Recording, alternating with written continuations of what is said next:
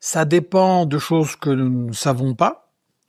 L'état des forces, les stratégies prévues, quels sont les crimes jusqu'où les États-Unis peuvent aller. On parle d'utiliser l'arme nucléaire, donc on ne peut pas faire des pronostics sérieux. Une chose qu'on voit et qu'il faut répéter, c'est que les Iraniens ont très très bien préparé leur riposte, ils s'y attendaient, et ils ont fait plusieurs choses. Un, ils savent que aux États-Unis et en Israël, il y a toujours ce fantasme, si on tue le chef, c'est fini, les autres auront tellement peur qu'ils vont s'en aller. Ça n'a jamais marché. Et là, on voit que le guide de l'Iran avait prévu, d'abord il a refusé d'aller se planquer. Je pense qu'il a vraiment piégé Trump dans cette histoire. Et ensuite, il avait prévu la succession, pas sur le plan de qui allait lui succéder comme guide, ça c'est collectif, mais toute la riposte militaire était préparée, c'est-à-dire qu'ils ont d'abord enterré leurs armes dans plein d'endroits. L'Iran, c'est un très grand pays, comme l'Europe.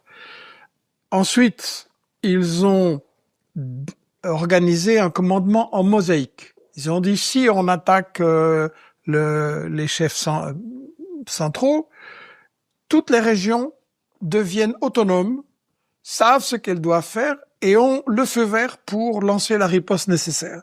Donc même si vous frappez à Téhéran, les autres ripostes vont continuer. Ensuite, ils ont prévu une gradation. On va les épuiser. Eux, ils veulent une guerre courte, nous, on va la faire longue. Et donc, ça, je l'avais aussi annoncé dans des vidéos, ils ont constitué un stock énorme de missiles depuis 2012 environ. On commence par balancer des vieux missiles pour obliger les États-Unis et Israël à déclencher des intercepteurs. Et puis, il n'y a pas seulement des missiles, il y a aussi des drones. Alors, il y a un calcul économique tout simple. Vous lancez un drone qui coûte 10 ou 20 000 $ et vous obligez les États-Unis et Israël à dépenser un missile intercepteur de 1 ou 2 millions de $. Donc, on envoie les vieux missiles, puis des plus performants, et il faut tenir longtemps. Et donc, ils ont vraiment piégé, et Trump, à qui on a raconté que ça allait être une victoire facile, parce qu'il faut bien se rappeler qu'il a promis de mettre fin aux guerres éternelles et que lui, il ferait plus la guerre. Et donc, il s'est fait complètement piéger de ce point de vue-là, et je pense qu'il est un peu désespéré. Il est en train de nous dire « j'ai gagné, je les ai tous éliminés ». Pendant ce temps, on voit au-dessus de sa tête les missiles qui continuent à passer. « J'ai gagné, ils sont décapités, mais est-ce que les Européens, vous pouvez venir m'aider parce que j'ai un problème avec les navires ?» Et puis, il va même demander aux Chinois.